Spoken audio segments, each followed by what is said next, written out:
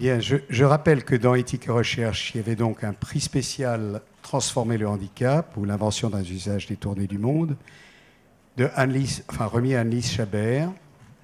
Bonjour, voilà, c'est un bonheur de présenter le travail de Anne-Lise Chabert, qui a pour titre Transformer le handicap ou l'invention d'un usage détourné du monde, qui dit beaucoup de choses. Alors Anne-Lise Chabert est philosophe, et c'est en philosophe qu'elle a consacré sa thèse à ce sujet du handicap. C'est, pour le dire en un mot, un travail extrêmement dense, extrêmement lucide, rigoureux, intelligent et novateur. Elle a, parmi ses qualités, que n'ont pas toujours les philosophes, c'est la clarté, une extrême clarté, qui est due à un travail très rigoureux, très minutieux. Elle a toujours remis en chantier les choses quand elle n'arrivait pas à avoir tout à fait clair. Et j'ai assisté plusieurs fois à des remaniements importants. Le résultat, c'est une langue extraordinairement belle, transparente même, et vraiment magnifique.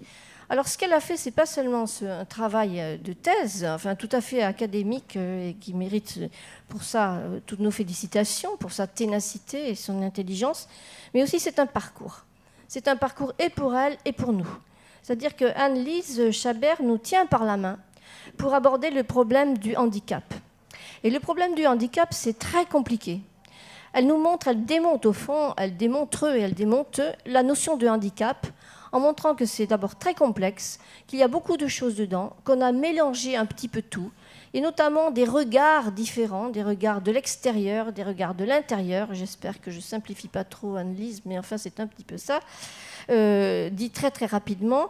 Et donc la première partie de son travail, c'est un travail remarquable, une analyse remarquable du handicap sous tous ces aspects-là, et en montrant l'énorme erreur que consiste le fait de simplifier, d'imposer même un seul nom sur des choses très, très compliquées et très personnelles et très diverses. Voilà, c'est vraiment, on apprendra beaucoup en lisant ce chapitre-là sur l'histoire et la signification du terme même handicap. Dans la deuxième partie, elle cherche, mais alors en tâtonnant, et c'est vrai qu'elle a beaucoup tâtonné, et nous, on ne tâtonne pas, on est conduit comme ça, comme une fusée vers des idées tout à fait claires maintenant, sur la notion de affordance. Alors, c'est peut-être pas tout à fait clair pour nous, la notion d'affordance, mais c'est toute la question du rapport entre la personne limitée dans ses mouvements ou par diverses contraintes et l'environnement. Et l'affordance, ce sont toutes les techniques, c'est le côté technique qui aide à vivre cette situation, à l'aménager, à y vivre avec et y vivre y vivre le mieux possible. Et l'intelligence, c'est de retourner la chose et à dire que ce sont les objets, l'environnement, les gens qui aident, qui font quelque chose aussi, qui sont actifs dans cette réalisation de soi par chacun.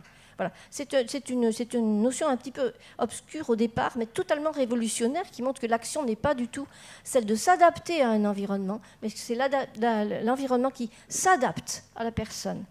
Et puis alors, en troisième partie, c'est toute une très grosse partie, très, très longue, enfin longue, non, c'est pas long, elle écrit de manière succincte, mais c'est une partie vraiment très riche, à la fois autour de trois notions. La normativité, au sens de Canguilhem, la normativité, c'est-à-dire trouver soi-même ses propres règles de vie, ses propres moyens de s'ajuster et de vivre et d'inventer dans une situation donnée. La deuxième idée, c'est, je ne sais plus, je pense que j'ai déjà parlé de la... Elle fait l'usage de témoignages, de beaucoup de témoignages, et là, elle est très lucide, elle est très, très sourcilleuse. Il ne faut pas prendre les témoignages au premier degré, il faut faire très attention. Donc elle cite beaucoup d'exemples littéraires, beaucoup d'exemples philosophiques, beaucoup d'exemples de gens qui ont écrit sur le handicap, et elle fait une revue vraiment très scrupuleuse de cette littérature et qui nous inspire beaucoup. Et la troisième, la dernière, c'est la capacité, le recours à la notion de capacité, dont on sait qu'elle vient d'Amartya Sen dans le monde économique et social, qui a été repris par Martha Nussbaum, qui l'a adapté en particulier aux questions sociales, mais aussi éthiques et au handicap.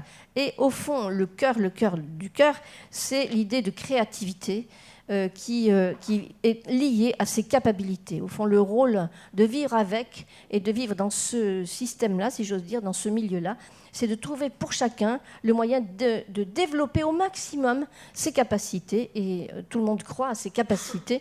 D'abord, elle nous a donné une illustration absolument prodigieuse.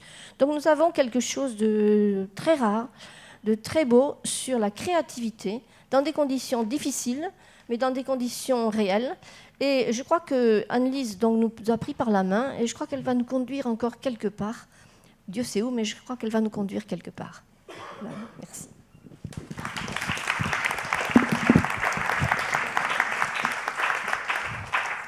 Anne-Lise.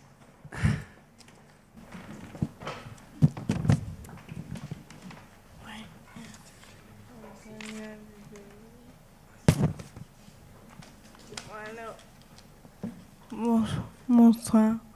Moi aussi, je suis très touchée par ce que Armel vient de dire. J'ai préparé un petit discours, donc je vais essayer de le commencer au moins, et puis peut-être je donnerai la parole à une de mes auxiliaires de vie. Alors, d'abord, je tenais à remercier l'ensemble de l'auditoire pour votre chaleureuse présence. Également le jury qui m'accorde le prix Simon ce soir. Donc, cette récompense m'encourage à poursuivre, évidemment. Alors, comme le disait Armel, j'ai travaillé dans mon doctorat à redéfinir ce qui se joue véritablement dans la situation de handicap, en m'efforçant de retracer conceptuellement, enfin, de suivre un parcours conceptuel cohérent. Donc avec les concepts dont Armel a parlé, à savoir les normes de vie, les avenances et les capabilities. La question m'a interrogée beaucoup plus tôt, beaucoup plus en amont que mon parcours de recherche, en fait, qui est plutôt orienté et inspiré par ces questions. En fait, je me suis toujours demandé qu'est-ce qui faisait qu'on définissait comme handicapé une personne, quelle marque distinctive la dissocie des autres, la distingue. Alors, pour la petite histoire, la maladie évolutive qui m'a progressivement invalidée m'a souvent rappelé à cette question dans mon parcours de vie, puisque en fait, je sais pas à quel moment je suis devenue handicapée. Et même maintenant, après ma thèse, j'avoue que c'est toujours pas très clair. Alors, est-ce que c'est quand j'ai commencé à utiliser un déambulateur, à utiliser des chaussures orthopédiques? Est-ce que c'est un fauteuil roulant? La première fois que je me suis assise dans un fauteuil roulant, est-ce que c'était le moment où mon handicap a surgi, ou ce qu'on appelle handicap de l'extérieur? Alors, dire ça, c'est déjà mettre en avant que rien qu'en parlant de handicap, on pose un regard, une perspective extérieure. Et ça, c'est quelque chose qui qui m'a toujours dérangée. C'est pour ça que dans mon travail, j'essaye de revenir au récit de la personne elle-même. Donc j'ai choisi dans mon doctorat plusieurs exemples que j'ai analysés plus ou moins longuement, dont par exemple une personne autiste, des enfants aveugles pour lesquels on a mis en place des entraînements, des matchs et un terrain de cécifoot. C'est du foot pour les aveugles. Je travaille aussi sur un individu qui est tétraplégique et en fait qui a fait quelque chose de beau après son accident qui l'a rendu tétraplégique. Donc il était calligraphe dans son premier temps de vie. Et en fait, suite à son accident,